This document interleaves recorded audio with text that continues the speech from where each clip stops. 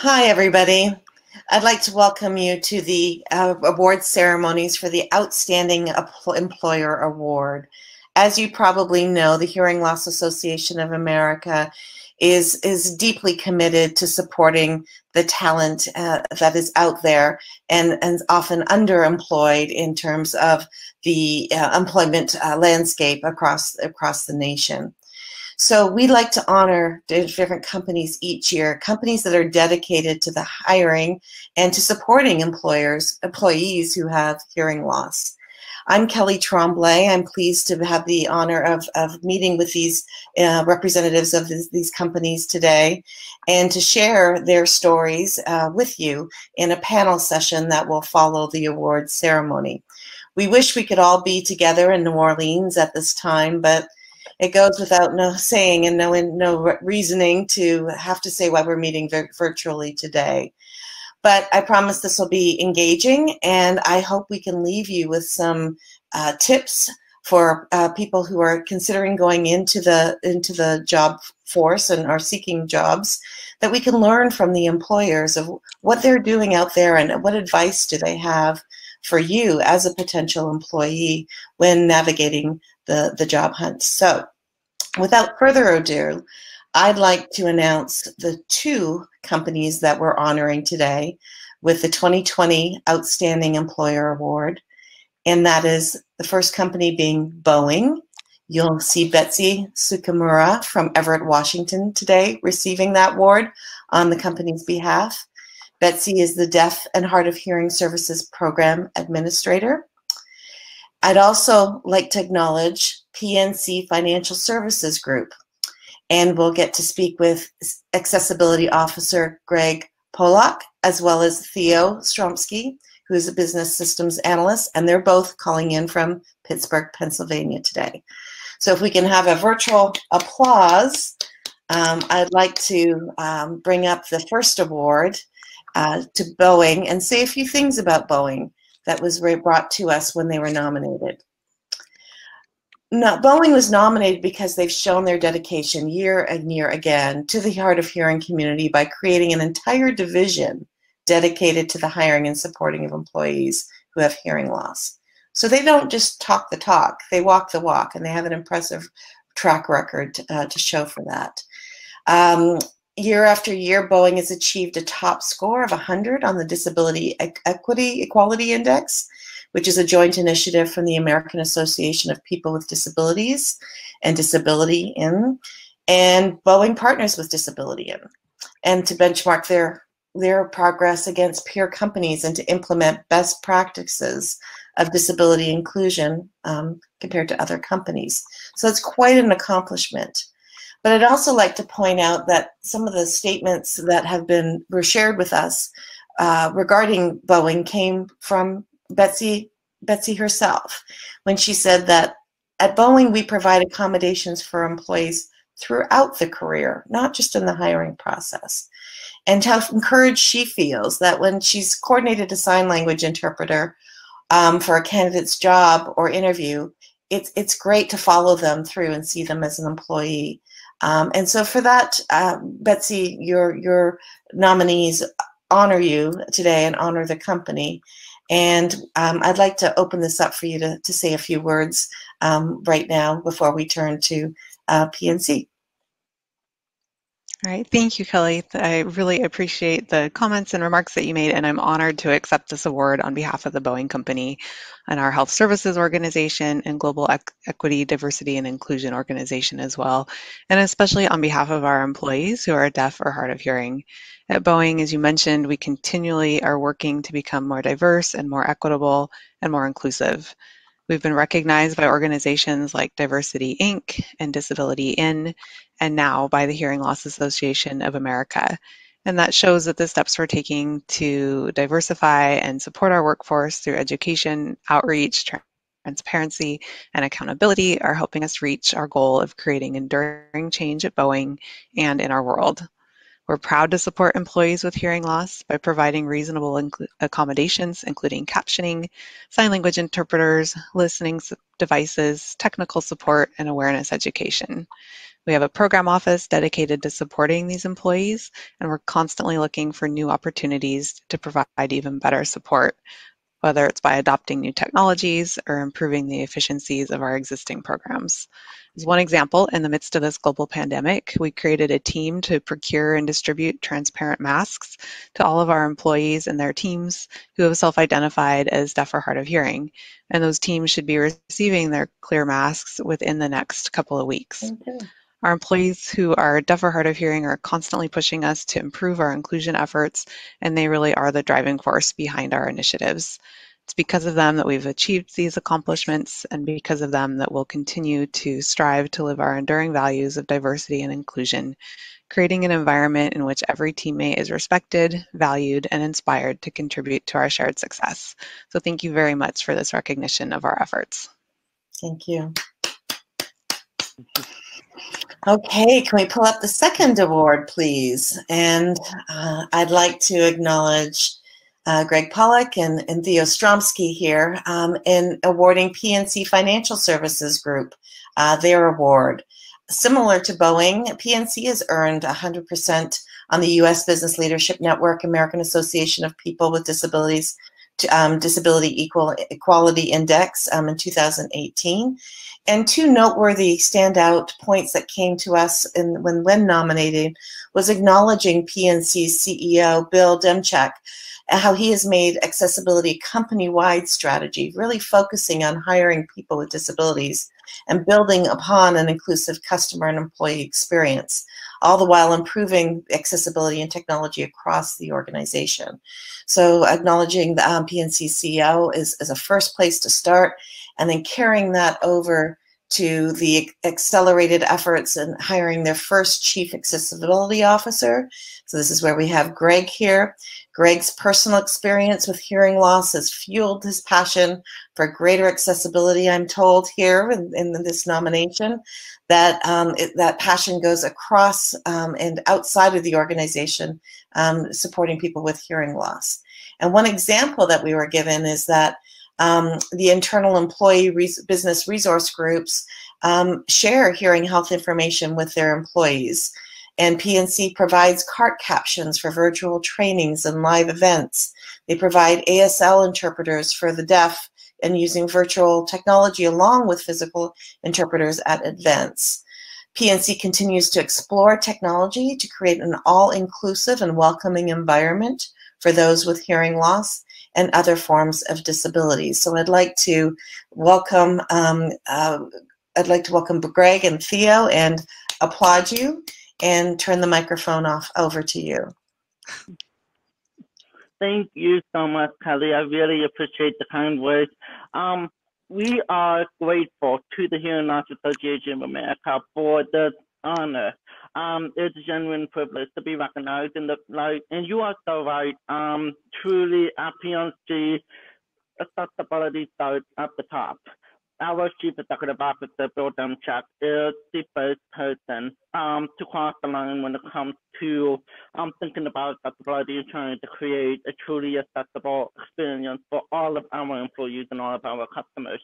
And we are so fortunate to have that top-down leadership commitment from not just Bill, but all of the executive level members in PNC all have a personal desire to see accessibility integrated into each of their organizations. And I truly think that that is the beauty of PNC, is that we recognize that accessibility has to be integrated into our business as usual processes and not bolted on as an afterthought to our product. And that's what makes PNC stand out so much, that we all recognize that each and every one of us, whether we work in technology, realty, retail, or HR, we all recognize that we have a role to play in accessibility, and it's not some office somewhere in the corner of a building that handles all things accessibility, but it is truly an all-in game. And we have an executive leadership team that values and appreciates that feedback so much, in fact, that they blog continuously about different topics, and employees are consistently providing feedback in their thoughts and responding to their blog posts. And you'll be surprised at how candid our environment is And one example that I will share with you occurred about a year ago. We hosted a summit where we brought together about 150 different employees from different parts of PNC. You name it, they were there: legal, compliance, HR, retail, the customer advocacy. We had so many different stakeholders come together and say, we agreed that we're going to tackle accessibility in 4 different areas of PNC. One being accessibility as in the tools and resources that are provided to employees with disabilities so that they can accomplish the desired outcomes. Closed captioning, heads up, sign language interpreters, all those services fall under the commitment that we will become a more accessible place to live and work and bank with. And the second piece of it is talent, and how do we source and hire and bring in talent with disabilities, because there's so much out there. There's so many really talented people out there looking for roles and looking for work and want to help contribute to a company that looking to really level the playing field for people with disabilities, and we want to be the employer choice for them. So that, and the third piece of it is technology, and how do we take all of our banking technology and make sure that accessibility is built into each one of our products and services, and accessibility is not an afterthought in the products and services that we provide. And last but not least, what is the customer experience? We want customers to come into PNC and feel like they're able to accomplish the desired outcomes without the disability being a factor in that experience. We want them to come in, think without, and then walk out feeling confident that they were heard and understood, and feel like we are a place that is truly accessible and provides a positive experience for them. And we have 150 different stakeholders agree that this was the mission. So we had to understand, okay, how do we want to get there? What are the steps that we need to take in order to create that experience? And this goes back to why feedback is so important to our executives. Our executive leadership team, again, values feedback so much that they bring together these occasional forums and encourage us to host different workshops and learning opportunities for people with disabilities. So last October, in celebration of National Employee Disability Awareness Month, we hosted a session where we brought together several different deaf and hard of hearing employees, and we just had the round table approach where we would ask them to sit on several different tables, and Theo and I were actually a part of this conversation. And what we did was we sat down with different parts of the organization: benefits, recruiting, onboarding, PNC University, and we just talked to them. And we listened to what other processes and what is involved in their corner of the world. And then we shared our experiences and talked about where our challenges and opportunities were in each of these journeys. And we collected all this feedback and shared it with all of those 150 stakeholders at PNC who are also interested in how do we improve business processes and improve that experience. And I believe that is the attitude and perspective that has helped us to really transform the way we think and behave around about accessibility specifically, and how we all contribute towards a more accessible experience. So again, I think this is just an indication of the core values of PNC, and it's an indication of building Chuck's passion for accessibility and building an inclusive culture for people with disabilities. And I truly believe that this is a testament to that. So I'm extremely proud to be right here right now. And I am grateful again to the HLAA for this recognition. And on behalf of all of us from PNC, thank you so much. Well, thank you, Greg. And thank you for sharing some of that inside information about the process of how you've come to this point, because certainly PNC and Boeing are exemplars, and we want more companies to emulate and to follow in your footsteps. So I think this is a perfect segue to open this up to a panel discussion now that we can spend some time talking about opening this up to you and Betsy and Theo about how did you get here? So about the workplace culture. Clearly, there have been some challenges along the way, so that you're not. So it's not, you know, accessibility and inclusion isn't just seen as a add-on after fact. So maybe starting with Betsy, you can talk a little bit about how did you get here, and what other, and by sharing that information, hopefully we can have more companies on board looking to Boeing and PNC as examples to become more inclusive and supportive of people who are hard of hearing. Betsy? All right, thank you, Kelly. And I apologize that the sound is cutting out a little bit for me since we're doing this virtual. So I'm assuming you were asking about our workplace culture. Yes. Am I Yes. on the right track? Awesome, thank you. Some of the challenge that we face. So at Boeing, we have a very diverse workforce, just like PNC and so many other companies out there. And we support employees in many different workplace environments too. We have employees who are in a manufacturing type of setting and employees who are in an office setting. And many times the challenges that those employees face differ based on the physical setting that they're in. So for example, some of our office employees struggle, especially now, with all the virtual work that we're having to do. And how do they transfer from a face-to-face situation where maybe they relied heavily on lip reading to fill in some of the communication gaps and to participate in meetings with that resource, and then they're switched to a virtual setting where they may not be using webcams and don't have that opportunity to look at facial expressions and read lips. So that's one big challenge that has come up just recently.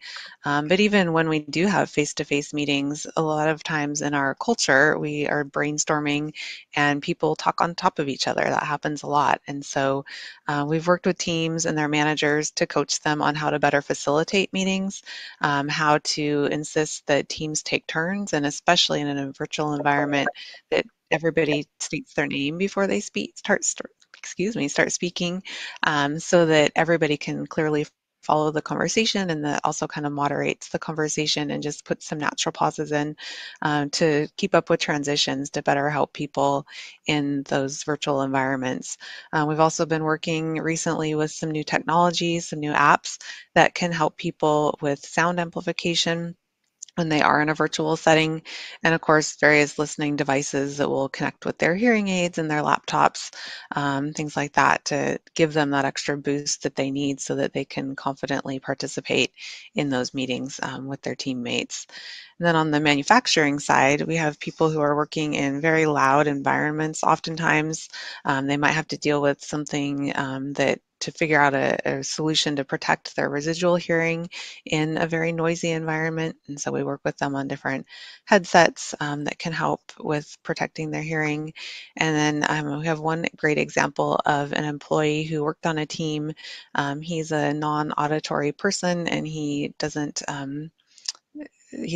have very much hearing ability, and so he wanted to learn how to drive a large lift. It's a big piece of equipment, and the process that the team used to maneuver the lift was all using auditory cues. And so the team was a little bit reluctant at first to let him learn how to do that because the whole entire process was set up based on auditory cues. But he worked with the team, and he and his manager persisted, and they eventually developed a process that used hand signals instead of auditory cues.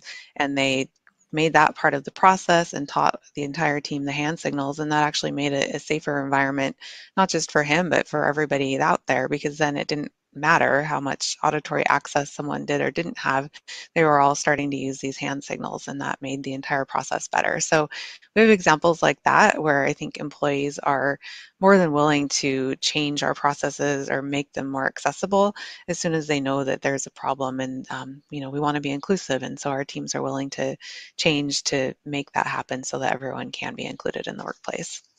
Those are perfect examples. And adjusting and pivoting with COVID-19, you have to have a dedicated team on site to be able to commit to the resources and the energy to revisit how to change in real time. So kudos for that. Greg, Theo, do you want to add anything from PNC's point of view? Am I audible? This is yes, Theo. Yes, I definitely would love to add. So when it comes to navigating any workplace with a disability, it's challenging and going to be frustrating.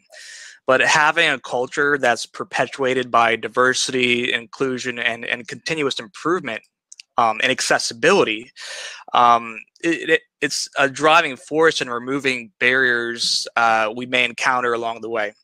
So how do we navigate through challenges that impede our success to continuously improve and achieve success? By embracing the value of our differences. So along with that, educating our teams to leverage the differences of each individual to play to their strengths. So a common misconception is that differences are deficits. I'm a firm believer in differences not being deficits. Differences are not deficits. With the mindset of leveraging differences to access the strengths of each individual, the growth potential becomes endless. Teams thrive, and you build a culture that fosters advocates who promote a work environment of understanding for those impacted by disabilities. I'm real fortunate to have the opportunity to work in a diverse environment that allows me to experience all different viewpoints, backgrounds, and skill sets to learn and grow and achieve together.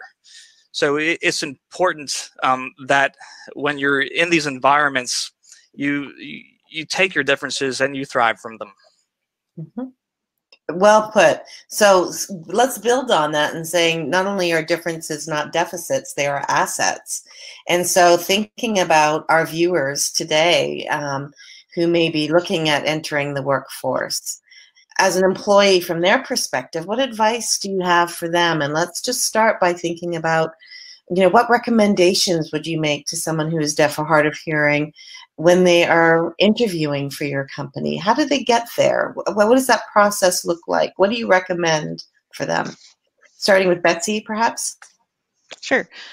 So just like any other candidate, candidates to Boeing would go onto our website where you just fill out the application form and then go through our application process. And then if you make it through that process, you'll be selected to have an interview.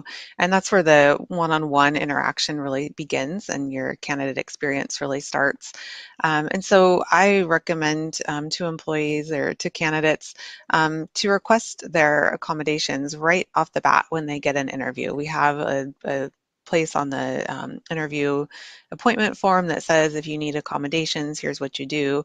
And so you follow that process and request whatever it is that you need. And I think that that does a lot to show Boeing that you, one, understand the accommodations that you need and you are able to use them competently in an interview setting. And also when you're meeting with that interviewer, sometimes the interviewers are uncomfortable. They may not have met somebody who has a hearing loss or who uses cochlear implants or a hearing aid. And sometimes they're a little bit uneasy about how that might work out. But if you show up with your accommodation already in place, it shows that you're in charge and you know how to handle that and you have been successful in using that accommodation, and it just makes you that much stronger in the interview. And we also do coaching sometimes with interview panels who have maybe for the first time an interview with a deaf or hard of hearing candidate, and we'll go through with them and talk about maybe some of the things they could expect, make sure that they know to let the person who's deaf or hard of hearing decide where they're going to sit so that they have the best view of the other person's face or the sign language interpreter, or whatever it might be. So we do some coaching on our end too, so that the interviewers are comfortable and that they're in a position to make the candidates comfortable, because that's really what we want, is for the candidate to have a good interviewing experience. And so if for whatever reason you don't have that, it makes the Boeing company look less attractive. And so if there's anything else that you need as an accommodation in order to have the interview, I really recommend that you put all that out there up front.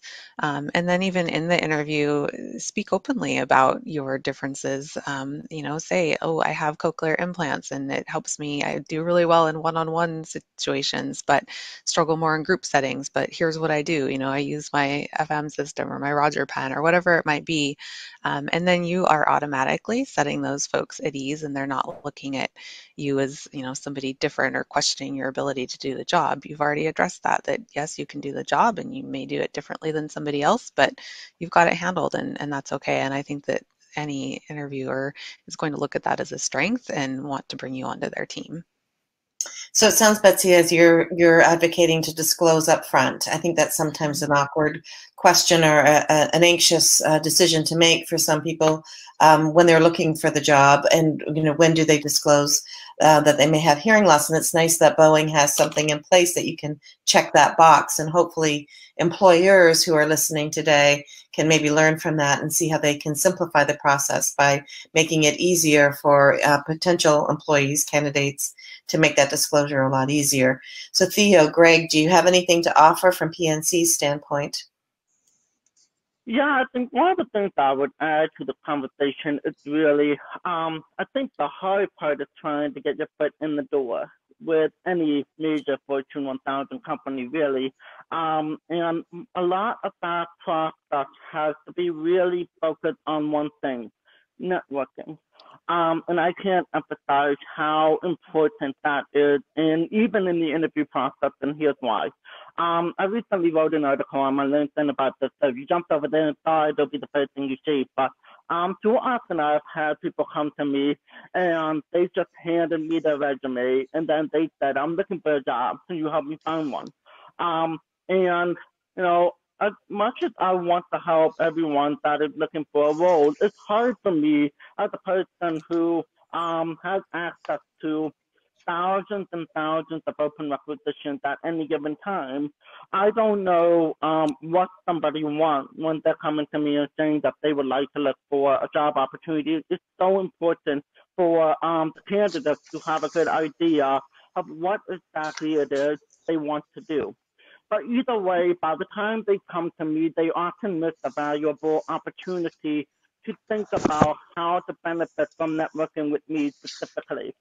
And the reason why I say that is because, again, companies have thousands of open job requisitions at any given time, and no one knows what all of them are.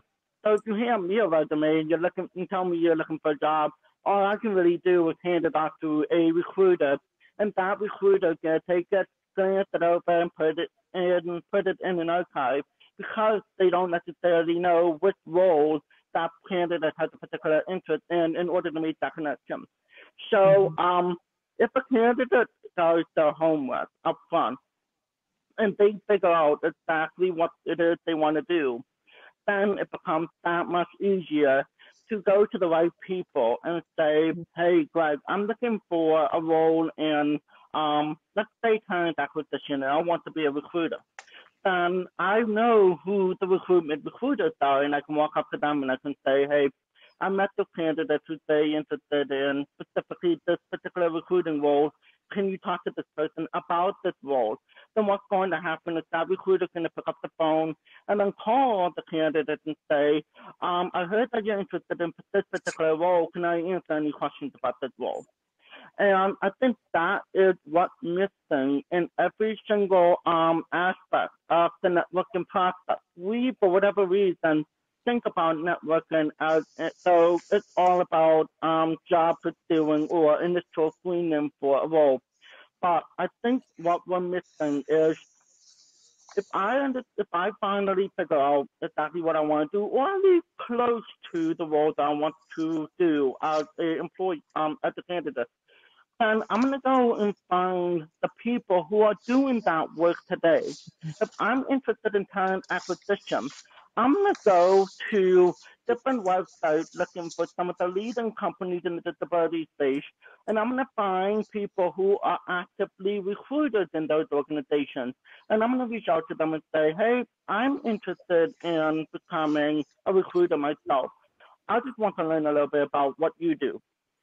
That is easy for somebody to come down and say, yeah, set up a call with me. We'll have a conversation and I'll tell you all about my job, how I got my job, and what skills and competencies helped me to get that job. If you can have those networking conversations, then you get that ammunition that you need for when you actually do go to the interview. You know all the skills you need, you know the experiences, you know the background, just from the conversations that you've had with people that you find on LinkedIn, Indeed.com. I mean, there are so many different ways to meet people. And I often tell people that they need to, when they're meeting new people, don't think about handing them a resume at the end of the conversation. Think about the leads that they'll be able to give you, the connections that they'll be able to provide you with. Even like maybe in the back of their mind, they're thinking of jobs or colleagues and other organizations that they happen to know have roles open.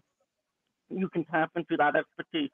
And I think by the time you've built up a starting up network, then those people can start doing the talking for you and start helping you sell yourself.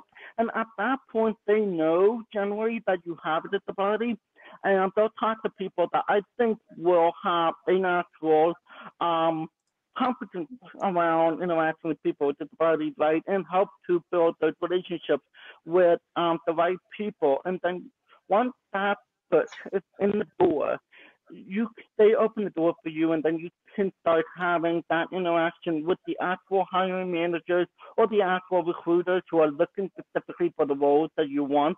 And that way, it becomes, I don't want to say easier, but it becomes easier for you to sell yourself as a candidate because you've gotten all this ammunition, you've built up a network, and you've shown the hiring manager that you've done your homework before you've even stepped into that door.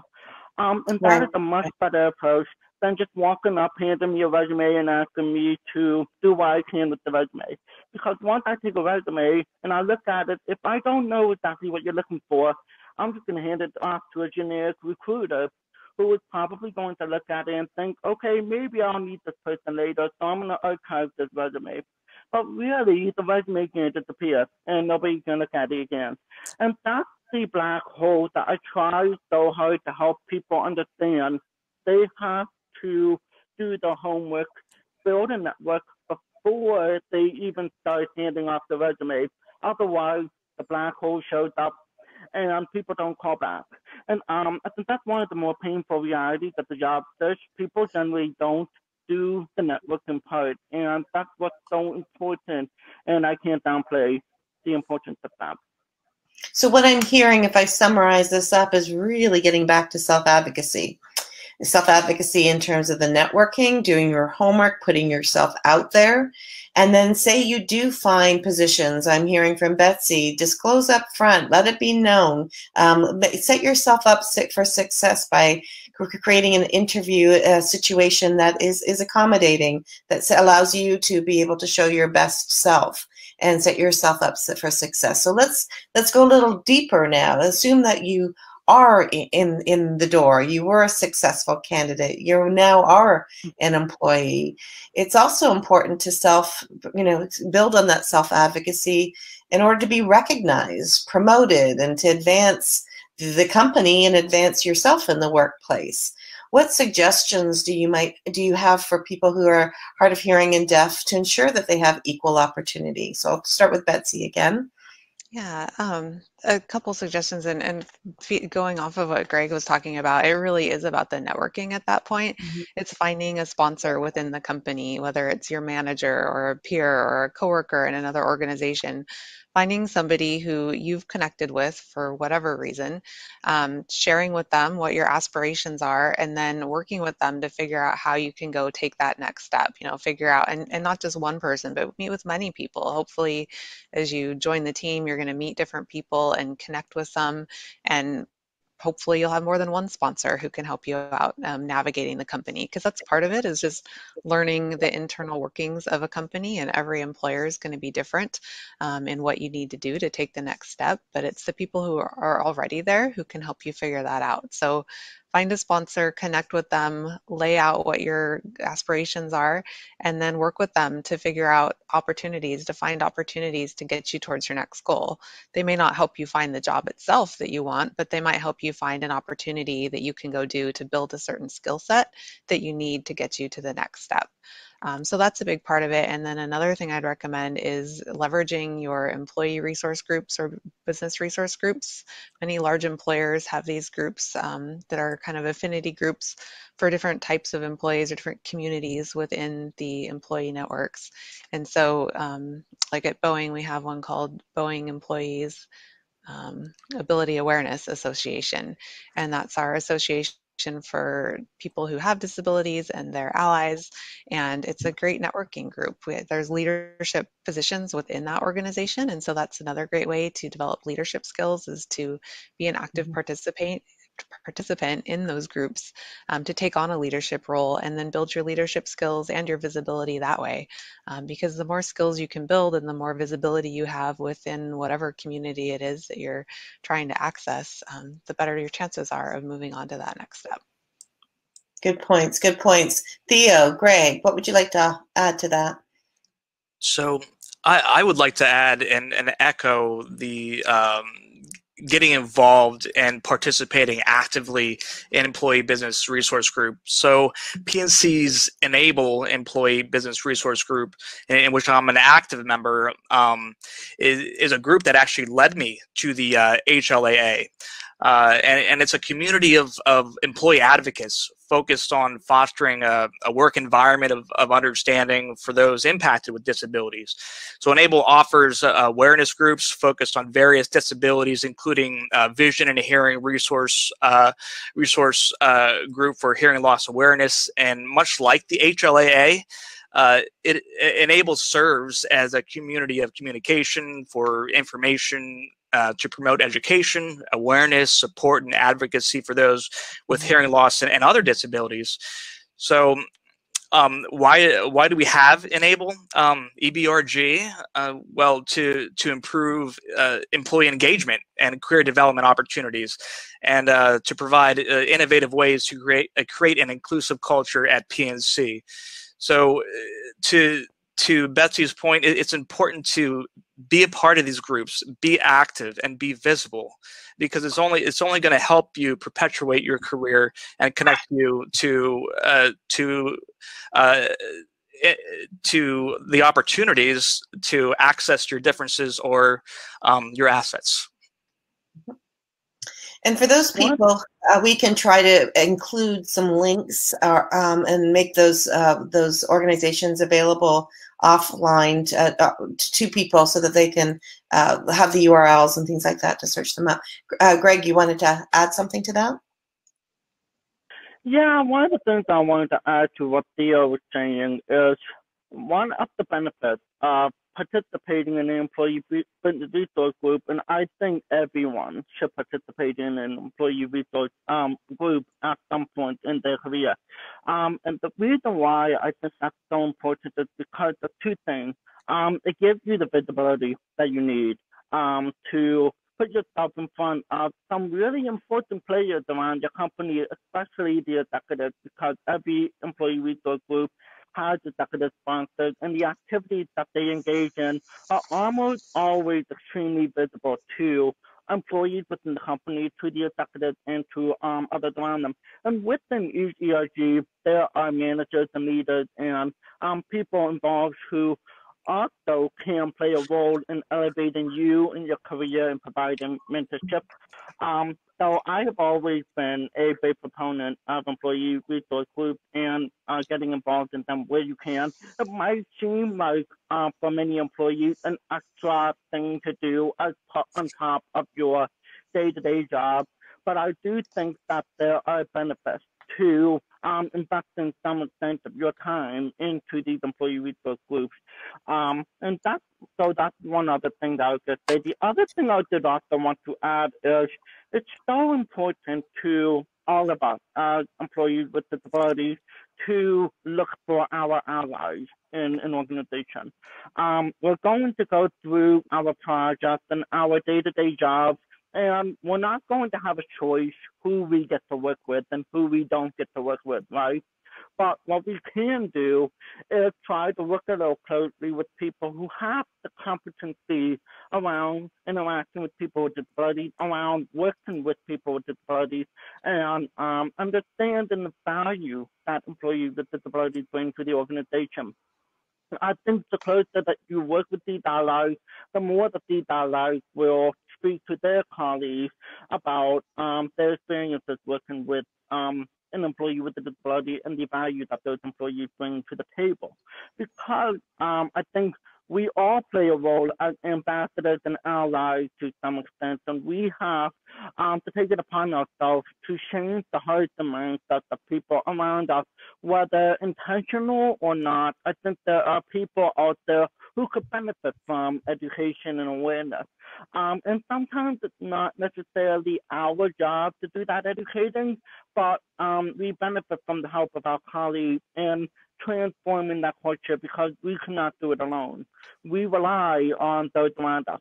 So I tell people as often as I can to find out who their allies are and find out who is going to help them elevate their credibility, elevate the value to the organization more visible to others, and try to work more closely with them and try to really focus on some of the projects that you can work with those individuals so that they can start talking to other people. Again, I think that's part of our role as ambassadors, and I think that all of us have a role to play in changing that awareness no matter what. But it's so important for people with disabilities to start somewhere. And again, you need to start with people who are already very well, very competent when it comes to interacting with people with disabilities. I think you both have touched on a very important point. One, sharing resources that may not have been there 10 years ago.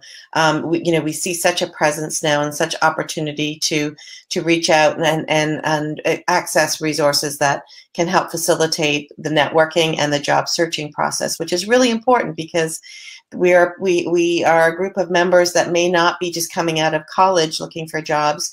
We might be involved in second acts or later in life looking for careers or looking for career transitions. So those resources are there to help facilitate change and to create opportunity. But as you mentioned, Greg, it's us and Betsy too about mentorship and allies. It's about community, and because sometimes the advice about how to be promoted or even how to be approach the idea of feeling wanting to be recognized or for the hard work that you've done or how to advance in the company may not always come from peers within the company, but maybe peers across the nation who are in different employment settings but experiencing the same type of struggle. So I thank you, and we'll make sure to share some of those resources for people so that they can look at those after the event today. Segueing then, I think playing on, you've talked about mentorship and you've talked about the role of allies.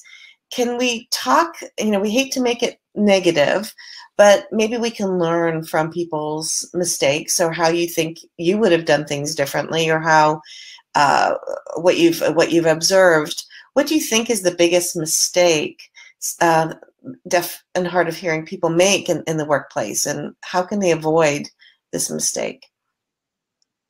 Let's start with you, Betsy. Yeah, so I work with a lot of folks who may have lost their hearing later in life.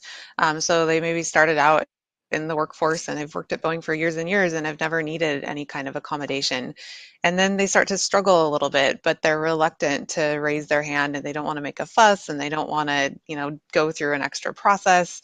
And so they just kind of make do and they just kind of keep going along until it finally becomes too much for them to bear and they finally are forced to raise their hand and say, I need some kind of assistance in order to do my job.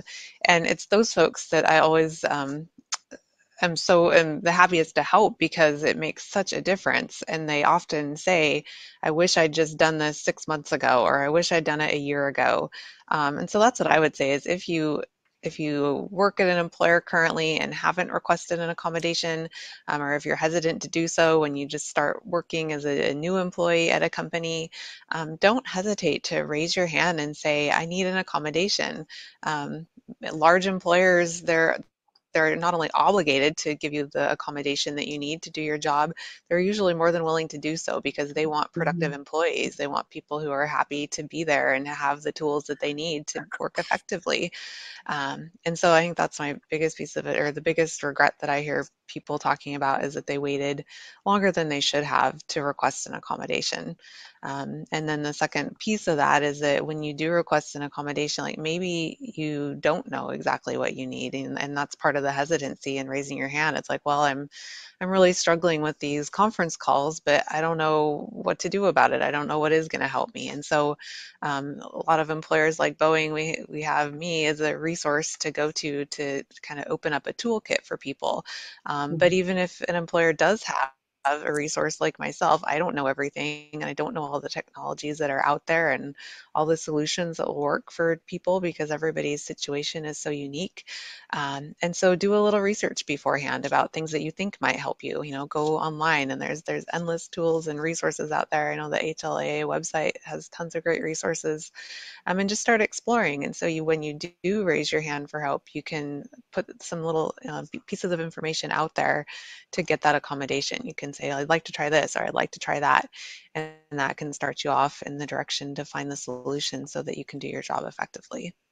But she stole the words straight out of my mouth. I was going to say exactly that. Sorry, I literally do not think that this is exclusive to deaf and hard of hearing people. I think that this is anyone that either born with a disability or is going into a corporate environment for the first time. We have a tendency as human beings to wait until it's too late. I've seen so many instances where people finally admit that they have a disability or finally admit that they have a problem until when they are being handed a scathing performance review or when they are being given a performance improvement plan. And that is when they finally decide to step up and say something about what their needs are. And it breaks my heart because I know that for many of us, we don't want to make waves. We want to be nice. We want people to like us. And we want our company to feel like we are valuable employees. I'm very guilty of this myself too. But I think we need to recognize that advocating for ourselves is not placing a burden on our company. It is benefiting, just like Betsy said, it is benefiting the company to help us become more valuable as employees. And the consequences of not advocating for what we need will become a burden on us later, whether we like it or not. There are long-term consequences to everything that we do and every decision that we make. And I think that's why it's important to be proactive and ask straight up front for what your needs are. The more productive you are today, the more likely you're going to be able to get that promotion 2 years down the road from now. But if you're struggling today, then the overall impression is going to be that you are in over your head. And that is an unfair perception for other people to have of you. And that's why I say do not enable that. Advocate for yourself the minute that you have an opportunity to do so. I have one great story, if you don't mind me sharing really briefly, Dr. Template. But when I was coming in for the first time in my former employer, this was about 10 years ago, I walked in and I was having my very first performance review. Before I went into my manager's office, I saw that one of my coworkers had written, "Greg sends way too many emails." And I took that with a grain of salt, okay? I'm like, okay. And in the back of my mind, I'm thinking, okay, how do I consolidate my emails? How do I make them longer, more purposeful? I was thinking of how I needed to get my act together and stop asking so many questions. And it wasn't until I sat down in front of my manager that my manager, not me, my manager, said, "Greg, you know, I saw that." And I thought to myself, well, wait a minute.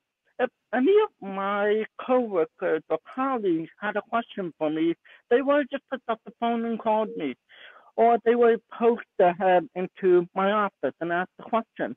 Well, I don't have the luxury of just picking up a phone and calling anybody. So my manager is the one telling me this, and she's saying, Greg, you need to be able to go out there and tell people these things. And from that day on, I have sat down with literally every employee that I interact with, even Theo, and we're sitting in the same panel. That I cannot, well, first of all, if you're going to be working with me, you can expect to get a lot of emails and text messages from me because I can't leave voice messages. I can't yell across the floor. I can't do any of those things. And I also, I cannot take notes and pay attention to a meeting at the same time because I rely on my eyes.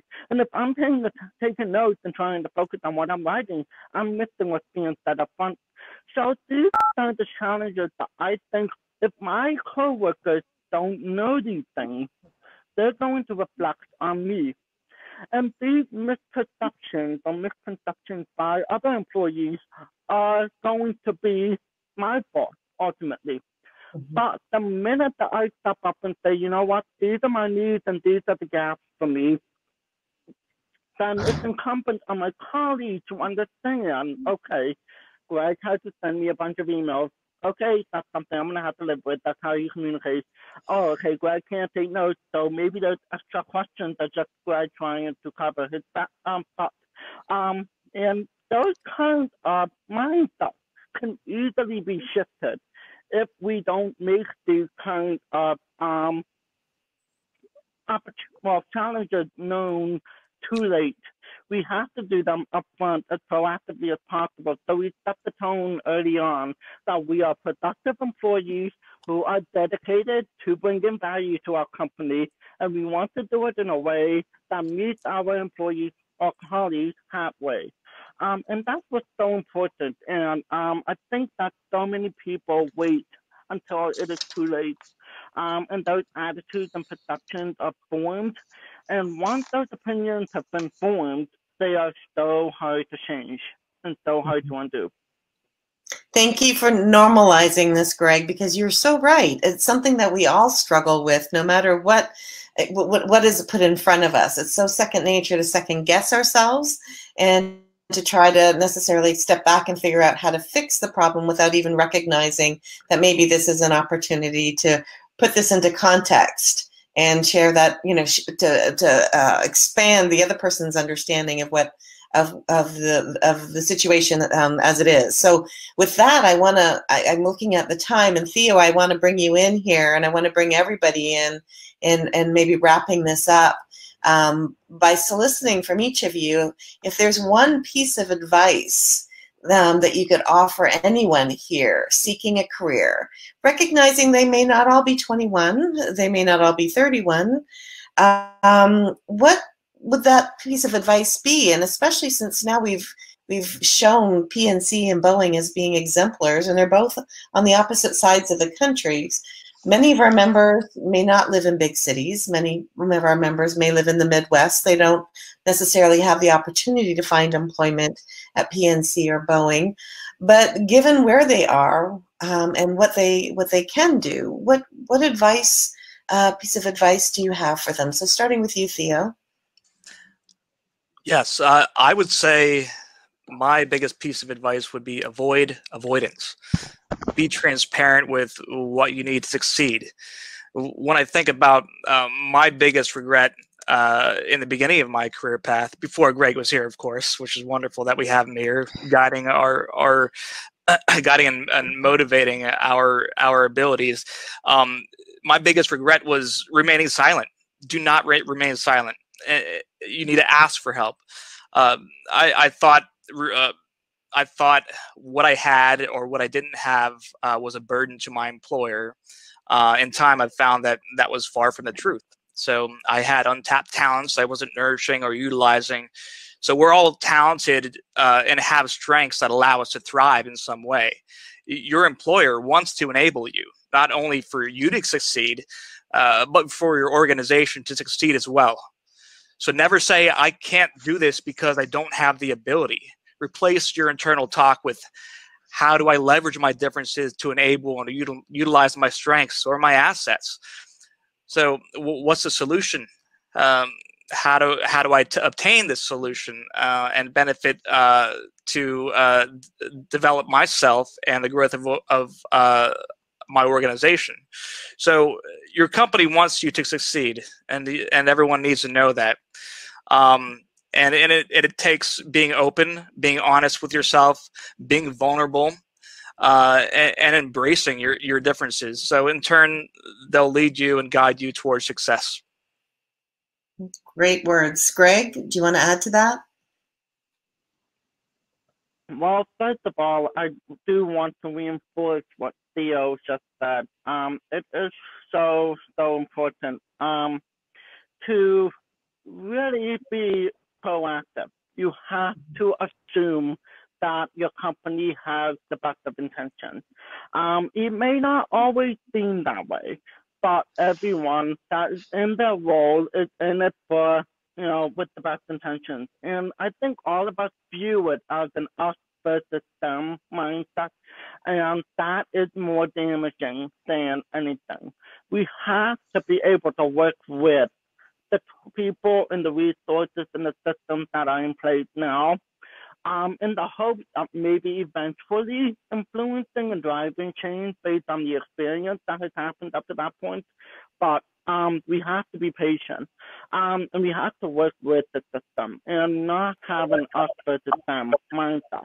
The second thing I want to say really briefly is I want to reiterate the value of networking, both inside the company and outside the company. I know I've said this before, but I cannot downplay enough the power of networking. And, I have a personal mantra that I try to live by. When I come home after work, I don't just crack open a beverage and then watch TV. I make it a point to call at least 2, maybe 3 friends that are close to and I have not talked to in a long time. And the reason why I do that, and when I say friends, I also include colleagues in that category. And the reason why I do that is because what I've found is that the relationships that you maintain and the friendships that you continue to stay in touch with, they are always thinking about you for opportunities in the future. They're thinking about you for different board positions. They're thinking about you for different projects they might be working on. They're thinking about you for blog posts or things that you put out there, and they want to talk to you about these things. And if you're out of sight, you're out of mind. But if you continue to stay on the radar and continue to build up your network, you're going to continue to find that you are mining for opportunities and you are looking for doorways that are open and just waiting for you to walk through them. And that is why I want to emphasize, do not miss out on the networking aspect. I think that that is going to be the most important piece. And the other thing to think about as far as networking goes is there are deaf people, deaf and hard of hearing people in every single Fortune 1000 company. You can find them. And if you want to understand better how to get your foot in the door with your dream company or your dream job, reach out to them because they have been down that path. They have found those opportunities and they have walked through those doorways. So all you really need to do is tap on their shoulders and ask them what was their experience like, how did they make those opportunities a reality to them, and then who knows, they'll share all their beings with you and you will have a better understanding of what your personal journey should look like. Great. Betsy, I'll give you the last word here.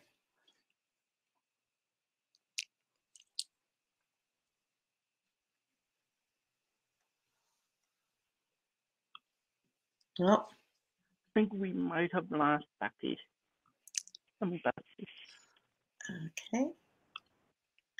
Okay. Well, I'll leave it to see if we can get her back on the line. But at this point, I guess I'll insert a piece of advice, and that is to let people know about HLAA and to become members, because as part of the progress, I'm proud of my fellow board members, my board members, trustees, Sherry Perazzoli and Zina Zawaldi. We've created and we are creating and wanting to continued effort not only to awarding companies like yourselves, but also creating an employment track within our annual convention to provide this mentorship, to provide networking opportunities, to provide resources to help people of all ages find meaningful work.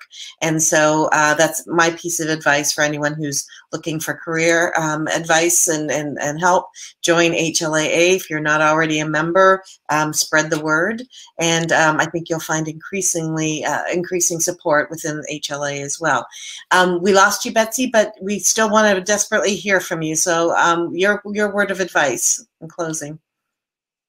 Oh, sure. Sorry about that. I thought that was my sign that it was time to wrap up because I just dropped off there. No, I would echo exactly what Greg and Theo said, and it really is just about being your own self-advocate.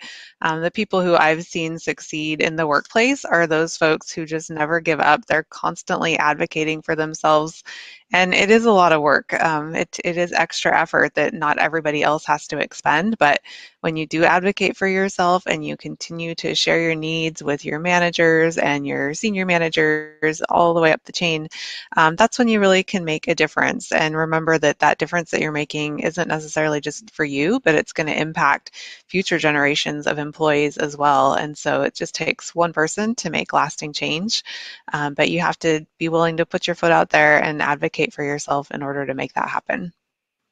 Great words of advice. Okay, I'm going to wrap this up again by reminding our membership to spread the word and know that HLA is deeply committed to improving the underemployment of people who are deaf and hard of hearing. And here are two examples of great companies. And traditionally, we've honored these companies, but we also want to become more active in the process. And so I encourage you to spread the word and recruit people to become members so that they can become more involved in the efforts that we're taking to support and facilitate and mentor people of all ages who may be looking for employment. And I want to thank, obviously, PNC and Boeing for paving the way.